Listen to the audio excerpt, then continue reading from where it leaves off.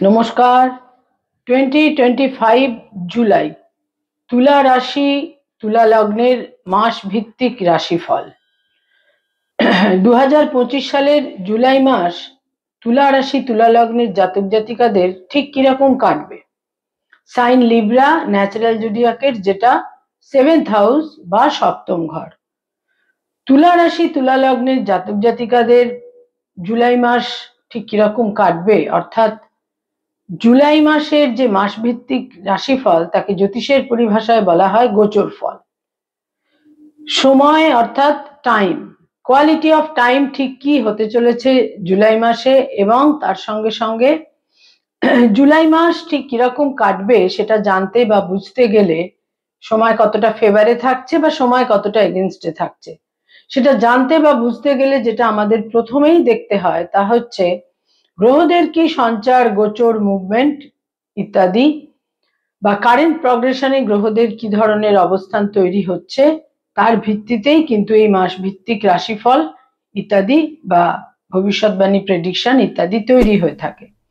জুলাই মাস তুলা রাশি তুলা লগ্নের জাতক জাতিকাদের জন্য যে সৌরমণ্ডলে যে সোলার সিস্টেমে আমরা রয়েছি সেখানে যে গ্রহাবস্থান তৈরি হচ্ছে তাতে তুলা রাশি তুলা লগ্নের যে অধিপতি গ্রহ শুক্র, সেই শুক্র প্রথম 26টা দিন তাদের অষ্টমেই অবস্থান করে থাকছে 26 জুলাই পর্যন্ত। 26শে জুলাই শুক্র চলে আসছে তাদের অষ্টম থেকে নবমে 9th হাউসে। নিঃসন্দেহে সেটা তাদের জন্য অত্যন্ত শুভ। তুলা রাশি তুলা লগ্ন অর্থাৎ যাদের মুন সাইন বা চন্দ্র রাশি তুলা এবং যাদের লগ্ন বা অ্যাসেন্ডেন্ট তুলা, এই ভিডিও কিন্তু তাদের জন্য। তুলা রাশি তুলা লগ্নের জাতক জাতিকাদের পঞ্চমে রাহু থাকছে পুরো মাস, ষষ্ঠে 6th হাউসে শনি থাকছে পুরো মাস। এখানে 13th জুলাই 13ই জুলাই শনি বক্র গতিতে বা রেট্রোগ্রেড মোশনে যাবে। এটা খুব গুরুত্বপূর্ণ একটি গোচর বা সঞ্চার তুলা রাশি তুলা লগ্নের জাতক জাতিকাদের জন্য তৈরি হতে চলেছে। বুধ তাদের অত্যন্ত গুরুত্বপূর্ণ গ্রহ বুধ, কারণ বুধ হচ্ছে তাদের ভাগ্যস্থানের অধিপতি এবং দ্বাদশের অধিপতি। বুধ পুরো মাসটাই তাদের দশমে 10th হাউসে থাকছে। এখানে 18th জুলাই বুধ বক্র গতিতে যাবে।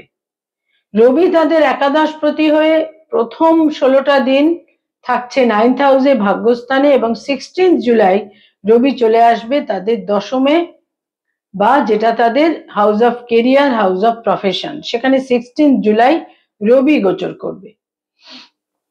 এরপর যেটি আরেকটি গুরুত্বপূর্ণ দিক তা হচ্ছে কেতু থাকছে তাদের একাদশে 11th হাউসে। এখানে কেতুর একটি নক্ষত্রের পরিবর্তন 20th জুলাই 20শে জুলাই সংঘটিত হবে। কেতু উত্তর ফাল্গুনী নক্ষত্র থেকে পূর্ব ফাল্গুনী নক্ষত্রে গোচর করবে, এবং মঙ্গল থাকছে তাদের একাদশে। 28শে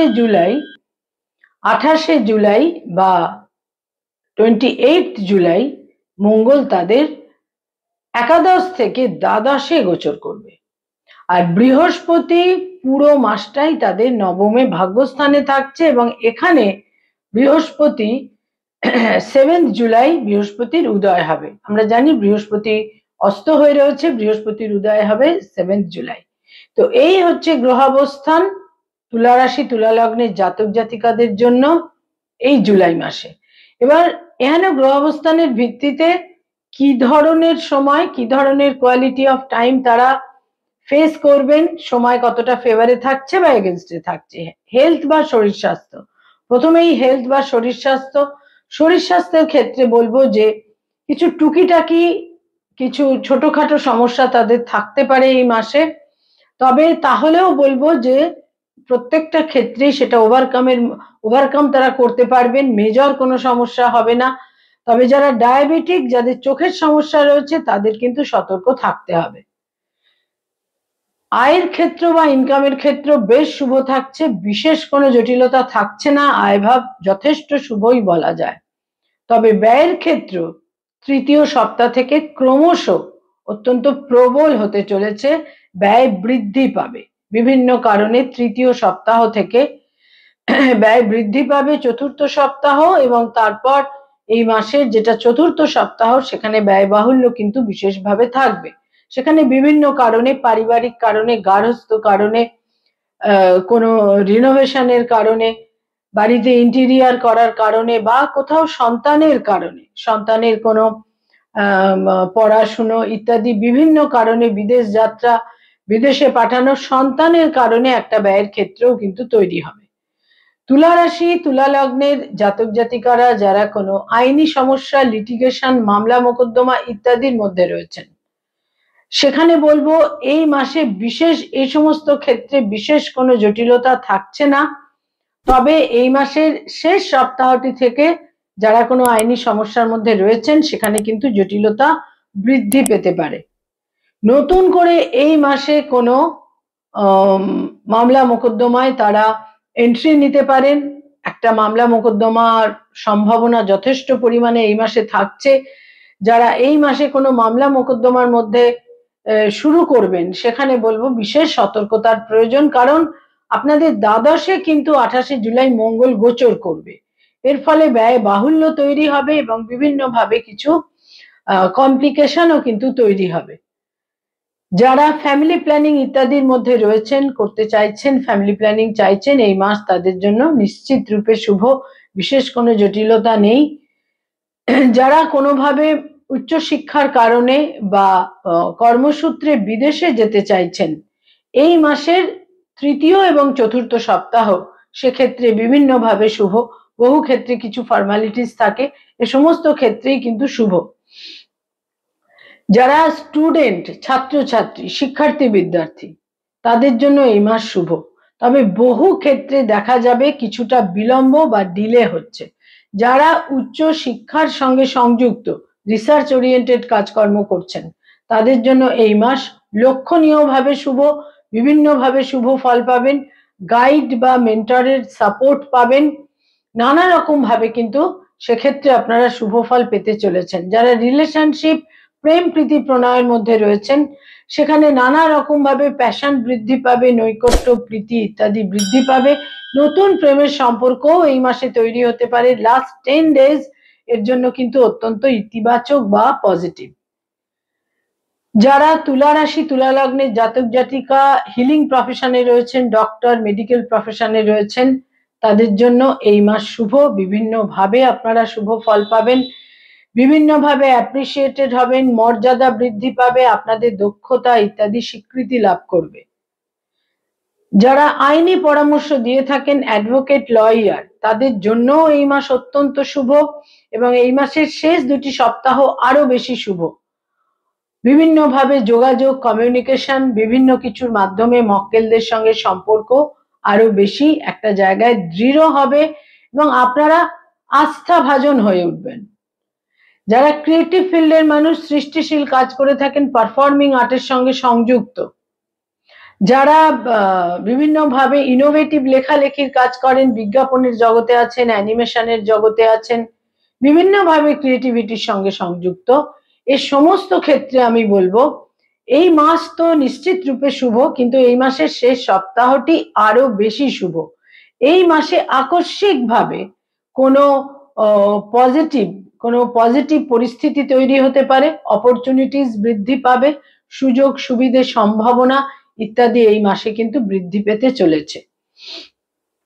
যারা মানি মার্কেটে রয়েছেন, stock market, share market, insurance, banking sector, যারা চার্টার্ড অ্যাকাউন্টেন্ট, নিজস্ব চার্টার্ড ফার্ম রয়েছে, যারা ইনভেস্টমেন্টের কাজ করিয়ে থাকেন এজেন্ট হিসেবে, এ সমস্ত ক্ষেত্রে এই মাস শুভ থাকছে, যথেষ্ট পরিমাণে শুভ। লাস্ট 2 উইকস আরো বেশি শুভ।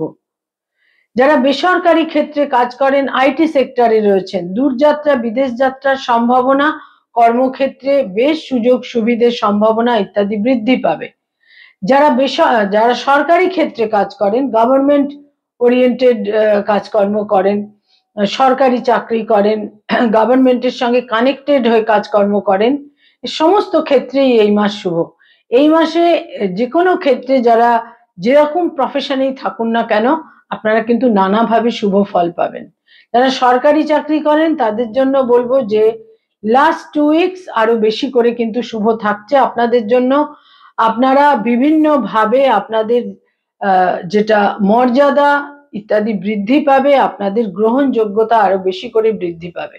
যারা পড়ানোর কাজ করেন, স্কুল কলেজ ইউনিভার্সিটিতে পড়িয়ে থাকেন, ফ্যাকাল্টি হিসেবে বিভিন্ন ইনস্টিটিউটে পড়ানোর কাজ করেন, সেখানে কমিউনিকেশন গ্যাপ, ভুল বোঝাবুঝির সম্ভাবনা কিন্তু থাকছে। তবে মনোমতো স্থানে যারা স্থানান্তরিত হতে চাইছেন, ট্রান্সফার চাইছেন, সেখানে পরিস্থিতি কিন্তু অনুকূল। যারা ব্যবসা বাণিজ্য করেন, বিজনেস ওরিয়েন্টেড পিপল, এই মাস তাদের জন্য শুভ। তবে যে কোনো ভাবেই ব্যবসায় কোনোভাবে বিনিয়োগের ক্ষেত্রে, ইনভেস্টমেন্টের ক্ষেত্রে সতর্ক থাকতে হবে। যারা রাজনৈতিক ব্যক্তিত্ব, পলিটিক্যাল ফিগার, এই মাসে কোথাও কোথাও আপনাদের স্পিচ, উক্তি, অ্যাটেন্ডেন্স আপনাদের কিছুটা বিড়ম্বনায় ফেলতে পারে। আদারওয়াইজ কিন্তু আপনারা লাক বা ভাগ্যের একটা সাপোর্ট, সহযোগিতা অতি অবশ্যই পাবেন।